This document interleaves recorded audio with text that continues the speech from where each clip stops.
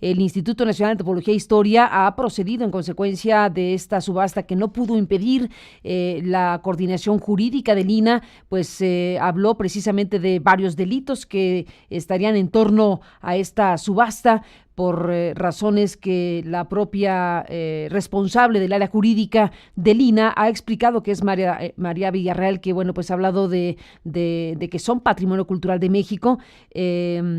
de que los dictámenes correspondientes hablan de que la mayoría de estas piezas corresponden a culturas asentadas en México, y bueno, pues todo esto que desde luego habremos de seguir de cerca con el propio INAH. Le agradezco a su director, a Diego Prieto Hernández, antropólogo, director general del INAH, que me tome la llamada esta mañana para hablar del tema, del alcance que tiene y de lo que está pasando. Diego, buenos días y bienvenido, gracias que estás aquí. Gracias a ti, Carmen, con mucho gusto de platicar contigo y con el público que nos escucha. ¿Y qué dices de todo esto, Diego? Bueno, pues es lamentable, efectivamente, consideramos que en Francia hace falta que puedan alinear sus ordenamientos, su normatividad a las convenciones y acuerdos que se han ido gestando en materia de tráfico ilícito de bienes culturales. Por supuesto que aquí estamos en presencia de una diferenciación por lo que hace a un marco jurídico como es el mexicano, en el que para nosotros los bienes arqueológicos que corresponden a culturas que florecieron en nuestro territorio son propiedad de la nación, inalienables, imprescriptibles, inembargables, y la salida de estos bienes de nuestro territorio constituye evidentemente un delito del fuero federal. En materia internacional nos atenemos a las convenciones contra el tráfico ilícito de bienes culturales, donde es claro que los países reclamantes pues tienen todo derecho de solicitar la repatriación de sus bienes. En el caso de Francia y de otros estados de la Unión Europea, algunos de los cuales han mejorado su legislación, es el caso de Italia, es el caso de Alemania. Tú sabes bien que tenemos ahora 594 votos que fueron repatriados de Italia y fueron confiscados por el arma de Carabinieri, pero en Francia favorecen todavía a la particular. Ellos consideran que el particular que posee de buena fe unos bienes, aunque sean reclamados por otro país, corresponde al país reclamante la carga de la prueba, es decir, nosotros tenemos que acreditar que salieron ilegalmente y las circunstancias de modo, lugar y temporalidad en que esto ocurrió. Esto, pues tú sabes, dado que se trata de actividades clandestinas, pues no lo podemos acreditar. Lo que sí podemos hacer es autentificar que las piezas corresponden al patrimonio mexicano. Por cierto, pusieron a la venta piezas que son de manufactura reciente y por lo tanto no corresponden a un patrimonio que podamos o debamos reclamar, pero la mayoría de ellas sí lo son. Y en ese sentido, pues para los franceses y en este caso para el señor Millon y la casa Millon Drouot, pues ellos están haciendo una actividad lícita. Yo creo que debemos una actividad avanzar. lícita, bueno, ese es el gran tema, perdón, Diego Prieto Hernández, que te interrumpo un segundo como director del INAH, una actividad lícita en Francia, pero aquí hay una circunstancia. México reclama eso como suyo, para México es un ilícito, y cómo opera, cómo operan los sistemas de justicia en ese sentido, cuando el INAH ya procedió legalmente. Detente aquí, te propongo, ¿qué tipo de recurso el área jurídica del INAH ha utilizado y qué tipo de cosas piensan que debe ocurrir o que esperan que ocurra desde la justicia francesa? Bueno, el INAH lo que debe hacer y lo que hizo es hacer la denuncia de hechos constitutivos de delito federal ante la Fiscalía General de la República.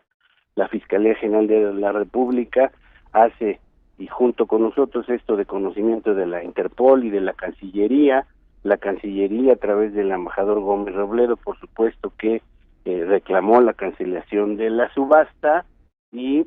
pues evidentemente lo que se nos pidió por parte de las autoridades francesas pues es acreditar, es decir, nosotros tenemos que demostrar que esas piezas salieron ilegalmente de nuestro país, y para hacerlo tenemos que decir cuándo salieron, quién las sacó, y cómo fue el tránsito hasta que llegaran a manos de los propietarios que las Uy, Diego, ¿y lo sabemos? Pues no, Pues no no. podemos saber, son actos clandestinos, son actos por supuesto que se hacen de una manera absolutamente delincuencial, y pues no lo sabemos. Lo que sucede es que ya una vez en Europa, por supuesto que hacen un trabajo de lavado de las piezas, porque los coleccionistas pueden acreditar que las compraron o que estuvieron exhibidas, como lo declaró el señor Millón, que esas piezas habían estado exhibidas en algunas exposiciones previas en algún museo, y aquí es donde empieza también esta cuestión en donde a veces utilizan los coleccionistas a los museos como un mecanismo de limpieza de las piezas, ¿no? Por eso el presidente de la Casa de Subastas dijo que la colección es intachable, habló de que habían estado en exposiciones, es decir, los coleccionistas saben hacerlo y se amparan en una normatividad que nos favorece. Hace poco, Carmen, estuvimos con la secretaria de Cultura, Alejandra Frausto, y una comisión de senadores de la República Francesa, sobre todo senadoras que forman parte de la Comisión de Cultura del Senado, y precisamente hablamos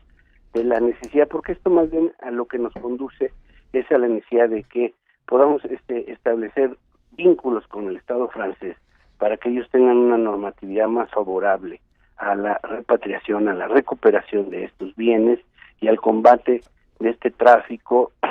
y este coleccionismo improcedente. Y yo creo que avanzamos, yo creo que